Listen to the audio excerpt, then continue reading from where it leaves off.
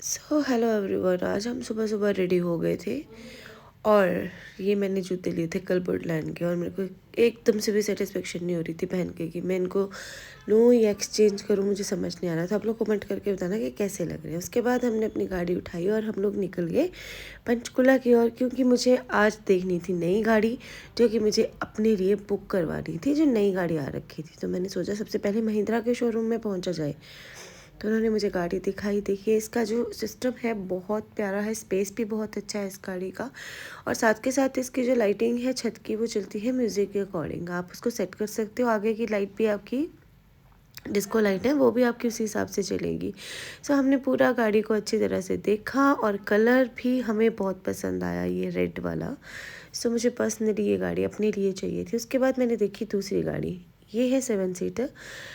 इसका भी सेम ही सिस्टम था जैसे दूसरी गाड़ी का था। वो 5 सीटर थी, 7 सीटर है। तो मेरे पास पहले 5 सीटर है, तो मैं सोच रही हूँ अभी 7 सीटर लेने की। उसके बाद हमने डिस्कशन करने के बाद निकल गए और हम पहुँचे सीधा एलेंटे मॉल। तो एलेंटे मॉल का जो एंट्री सिस्टम है वो आपको मैंने पहले बताया, थोड़ा चेंज हो गया है। हम लोग सबसे पहले ऊपर गए। ऊपर जाते ही हमें दिख गया है अंडर आर्मर का शोरूम। तो हम पहुंच गए पहले शूज़ लेने के लिए।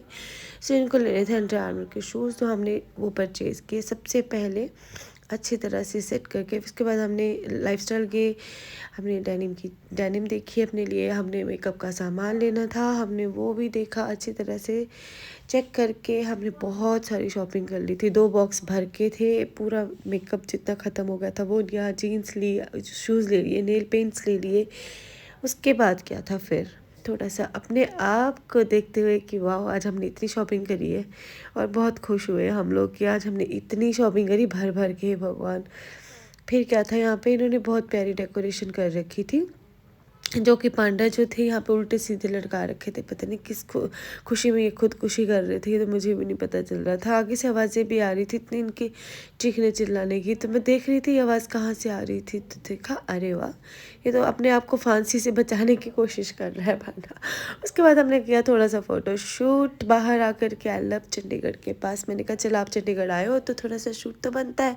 फिर अंदर आकर के जब हम आए तो हमें कुछ परचेज़ करना था, बॉडी वॉश के हम बाहर निकले। उसके बाद गाड़ी उठा करके यहाँ पे हमेशा मेरे से गाड़ी फंस जाती है, पता नहीं क्यों। मेरे साथ होता है, सबके साथ ही होता है ये, मेरे साथ तो हमेशा होता है, मेरी गाड़ी हमेशा फंस जाती है यहाँ पे। उसके बाद क्या था, फिर हम पहुँच गए सीधा 26, और 26 पहुँचे हम बादशाह के क्लब में, क्योंकि मुझे इनको दिखाना था बादशाह का क्लब। तो हम वहाँ पे बैठे, कुछ ऑर्डर किया हमने। फिर उसके बाद पहले तो इनको सारा दिखाया मैंने कि देखो कितना अच्छा बना हुआ। गोवा में शिल्पा शेट्टी ने खोला हुआ है, यहाँ पे मैंने कहा बादशाह ने खोला हुआ है। तो इंटीरियर भी बहुत अच्छा है यहाँ का। एक बार मेरे कहीं पे ज़रूर जाके आना। हम लोग मेन्यू देख रहे थे और मैंने सारा कुछ इनको ही छोड़ दिया था इनके ऊपर कि आपने जो मंगाना है वो मंगाओ, ठीक है जी।